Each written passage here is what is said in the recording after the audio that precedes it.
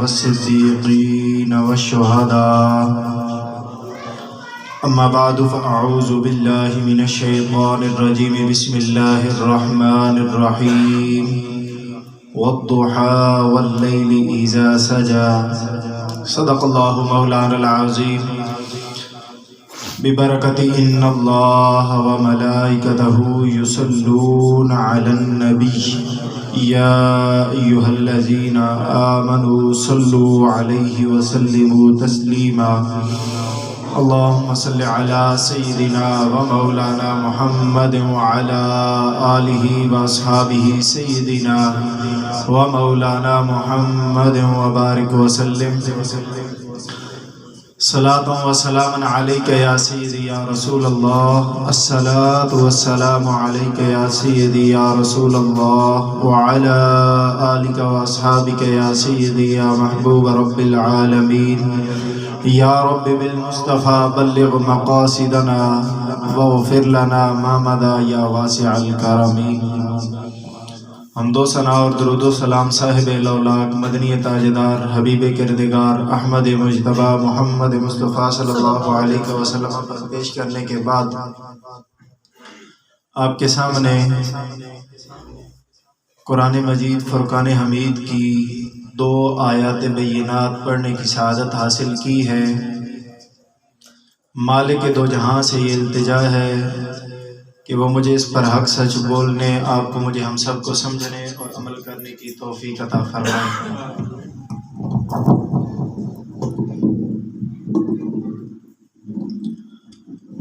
اللہ رب العزت نے ارشاد فرمایا وَالضُّحَىٰ وَاللَّيْلِ إِذَا سَجَىٰ۔ اب ضحیٰ صبح کے وقت کو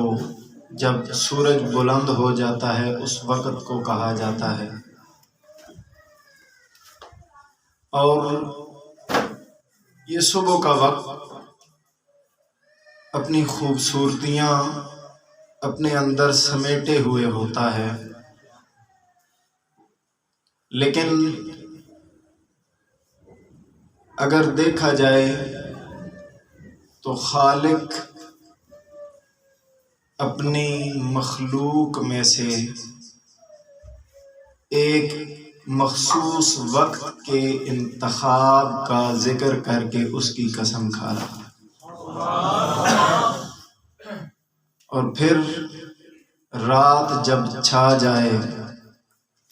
اللہ رب العزت یہاں پر بھی ایک مخصوص وقت کا انتخاب کر کے اپنی مخلوقات میں سے ایک مخصوص وقت جو اسی کی تخلیق ہے اس کا ذکر کر کے اس کی قسم کھا رہا۔ اب ترجمہ تو یہی بنتا ہے، لیکن مفسرین کرام لکھتے ہیں کہ اللہ رب العزت اس الضحیٰ سے جو مخصوص وقت کی قسم کھا رہا ہے وہ حضور کے چہرہ انور کی قسم کھا رہا ہے، اور جو واللیل کی قسم کھا رہا ہے وہ رات کے پیر کی نہیں بلکہ حضور کی زلف عنبری کی قسم کھا رہا ہے، وہ رخ مصطفیٰ کی قسم کھا رہا ہے، اس رخ مصطفیٰ کی قسم کھا رہا ہے جیسے شاعر نے کچھ یوں کہا کہ رخ مصطفیٰ کو دیکھا تو دیوں نے جلنا سیکھا، یہ کرم ہے مصطفیٰ کا کہ شب غم نے ڈھلنا سیکھا، یہ سرکار کا کرم ہے، یہ حضور کی زلفوں کا کرم ہے کہ شب غم نے ہمارے اوپر سے ڈھلنا سیکھا۔ تو گویا اللہ رب العزت حضور کے حسن کو بیان فرما رہا ہے، اس حسن کو اللہ رب العزت بیان فرما رہا ہے جس کو امام احمد رضا خان بریلوی رحمۃ اللہ علیہ نے بڑی خوبصورت پیرائے میں والضحیٰ واللیل اذا سجا کو اپنے ترجمہ میں اپنی ادائے بخشش میں اپنی شاعری میں کچھ یوں ترجمہ کیا کہ ہے کلام الہی میں شمس الضحیٰ، ہے کلام الہی میں شمس الضحیٰ، کہ اللہ رب العزت کے کلام میں جو ذکر والشمس ہے اور والضحیٰ ہے، یہ کیا ہے؟ کہتے ہیں کلام الہی میں شمس و ضحیٰ تیرے چہرہ نور فضا کی قسم، یہ کسی اور چیز کی قسم نہیں۔ مفسرین کرام کی اس پیرائے کو امام احمد رضا خان بریلوی رحمۃ اللہ علیہ نے کچھ یوں بیان کیا کہ یہ جو والشمس ہے، یہ جو والضحیٰ ہے، یہ حضور کے چہرے کی مالک کل قسم کھا رہا ہے۔ قسم شب تار میں راز یہ تھا کہ حبیب کی زلف دو تا کی قسم، اور یہ اس چہرے کی قسم کھائی جا رہی ہے کہ جس چہرے کو کوئی ایک مرتبہ دیکھ لیتا ہے نا، کوئی ایک مرتبہ دیکھ لیتا ہے تو پھر اس چہرے سے اپنے رخ کو ہٹا نہیں سکتا، اور جو اس چہرے کو یوں دیکھنے کی کوشش کرتا ہے کہ میں اس کو پوری طرح دیکھ لوں، وہ چہرے کو دیکھ ہی نہیں سکتا۔ وہ انوار و تجلیات کا مکمل ملاحظہ کرنے کی خاطر جب دیکھنا چاہتا ہے تو پھر نہیں دیکھ سکتا۔ میں اگر اس بات کو الفاظ آسان کر کے کہوں تو کچھ یوں کہوں گا، حضور کے ایک صحابیہ، بعد میں صحابیہ ہو گئی، جزاک اللہ، آپ ایمان لانے سے پہلے کے واقعات کو ذکر کرتے ہوئے کہتے ہیں کہ میرے والد اور میرے چچا دونوں ایمان نہیں لائے تھے۔ میرے چچا گئے حضور کی بارگاہ میں، واپس آئے، میرا والد پوچھتا ہے کہ بتاؤ کیا دیکھا؟ تو میرا چچا کہنے لگا کہ یہ نشانیاں ساریاں وہی ہیں جو ہم نے کسی نبی میں ہم نے پڑھی تھی، وہ وہی ہیں، لیکن کیونکہ بنی اسرائیل میں نہیں ہم اس لیے ایمان نہیں لائیں گے۔ دل میں تجسس پیدا ہوا کہ سرکار دو عالم صلی اللہ علیہ وسلم کے چہرہ انور کو دیکھ لیا جائے۔ کہتی ہیں پھر ایک دن ایسا آیا کہ حضور اپنے قافلہ کے ساتھ ہمارے گھر کے قریب سے گزر رہے تھے۔ میں نے حضور نبی اکرم صلی اللہ علیہ وسلم آپ کے چہرہ انور کو دیکھنے کے لیے باہر کی طرف جھانکا۔ میں نے کہا جس نبی کے مدینہ منورہ میں تشریف لانے سے یہاں ہر گھر میں اسی کی باتیں ہو رہی ہیں، ذرا اس کو دیکھ تو لیا جائے۔ کہتی ہیں میں نے جب اس غرض سے دیکھنے کی کوشش کی، میری نظر حضور کے قدم مبارک پر پڑی، چہرے پر نہیں، قدم پر پڑی۔ کہتی ہیں کہ سرکار وہاں سے گزر گئے، میں سرکار کی جو قدم مبارک ہیں ان سے اپنے رخ کو اوپر اٹھا کر چہرے انور کو دیکھ ہی نہیں سکتے۔ تمہارے رخ پر جمی ہے آنکھیں، میں کیسے رخ سے ہٹاؤں اکھیاں؟ قسم خدا کی بڑے حسین ہو، میں کیسے آخر ملاؤں اکھیاں؟ اور اسی آنکھوں کو ملانے اور حضور کے چہرے کی زیارت کا ذکر شاید کچھ یوں کرتا ہے کہ نماز پڑھنے کو میں تھا آیا، تمہیں جو دیکھا تو پڑھ لی میں نے۔ نماز پڑھنے کو میں تھا آیا، تمہیں جو دیکھا تو پڑھ لی میں نے، تمہاری صورت ہے میرے آگے، میں کیسے آخر جھکاؤں اکھیاں؟ نعرے تکبیر، نعرے رسالت، نعرے تحقیق، نعرے حیدری، نعرے غوثیہ، محمد مصطفیٰ، مرحبا۔ اور اسی نبی اکرم صلی اللہ علیہ وسلم آپ کی ولادت کو، آپ کے چہرے کے نور کو، آپ کے انوار کو ذکر کرتے ہوئے حضرت عباس کچھ یوں کہتے ہیں کہ انت لما ولدت اشرقت الارض وضاءت بنورک الافق۔ یا رسول اللہ صلی اللہ علیہ وسلم آپ کی ولادت سے جو نور ہے ہم اس نور اور اس روشنی کی میں چلتے ہیں. فنحن فی الضیاء وفی النور سبل الرشاد نحترق کہ ہمارے لیے جو فلاح کا رستہ ہے وہ آپ نے عطا کیا ہے، ہم اسی نور کے رستے پر چلتے ہوئے ہم اپنے لیے رستہ طے کرتے ہیں. اسی کو حضرت حسان نے کچھ یوں کہا وَأَحْسَنُ مِنْكَ لَمْ تَرَكَتْ عَيْنِ وَأَجْمَلُ مِنْكَ لَمْ تَلِدِ النِّسَاءُ خُلِقْتَ مُبَرَّأً مِنْ كُلِّ عَيْبٍ كَأَنَّكَ قَدْ خُلِقْتَ كَمَا تَشَاءُ. یا رسول اللہ آپ جیسا کوئی ہے ہی نہیں، ہوتا میں نے دیکھا نہیں، دیکھتا کیسے کسی ماں نے جنا ہی نہیں کچھ. اور آپ کے حسن کا یہ عالم ہے کہ گویا اللہ رب العزت نے آپ سے پوچھ کر آپ کو پیدا فرمایا کہ آپ کیسا پیدا فرمایا. اسی کو احمد علی حاکم نے یہ نعت کے اشعار لکھے اور وہ اسی شعر کو کچھ یوں کہتا ہے کہ یہ بات حاکم میں سوچتا ہوں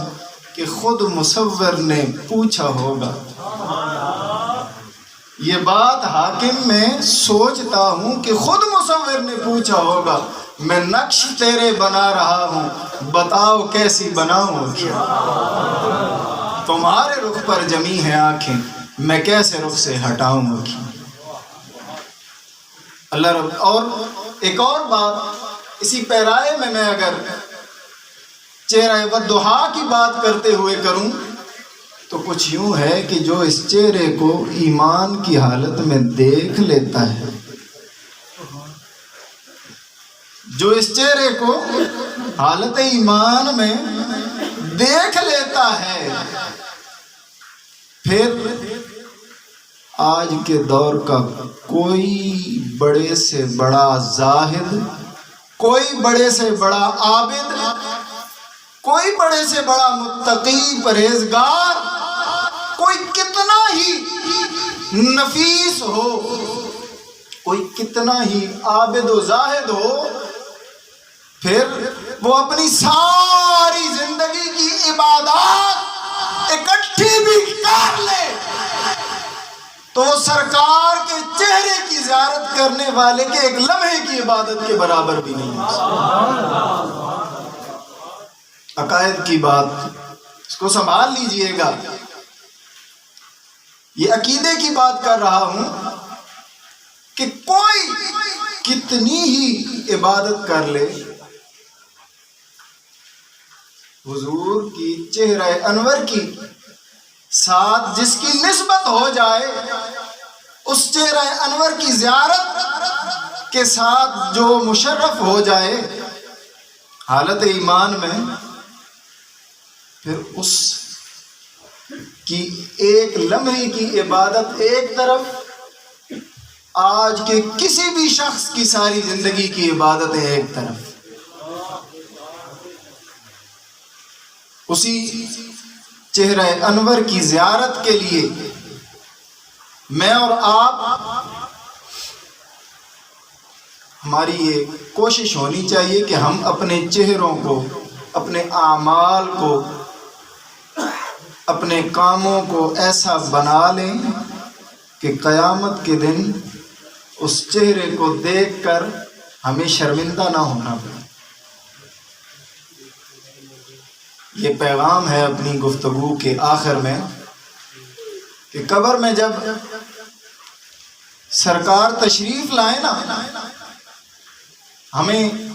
ہم محافل میلاد مناتے ہیں، سجاتے ہیں، نعتیں سنتے ہیں، خطبات سنتے ہیں، اور اسی پر اپنے گفتگو کو سمیٹ لیتے ہیں. حضور کی بات ہو، حضور کے کسی بھی پیرائے کی بات ہو، خوبصورت اور چاشنی والی تو ہوگی، اور اس میں کوئی دوسری رائے ہو بھی نہیں سکتی. اللہ کے کلام سے بڑھ کر کوئی مزے کی بات ہو سکتی ہے؟ کوئی چاشنی والی، کوئی خوبصورتی والی کوئی چیز ہو ہی نہیں سکتی اللہ رب العزت کے کلام سے بڑھ کر. حضور کے ذکر سے بڑھ کر، حضور کی احادیث سے بڑھ کر، حضور کے سیرت سے بڑھ کر، حضور کی احادیث، آپ کے اعمال،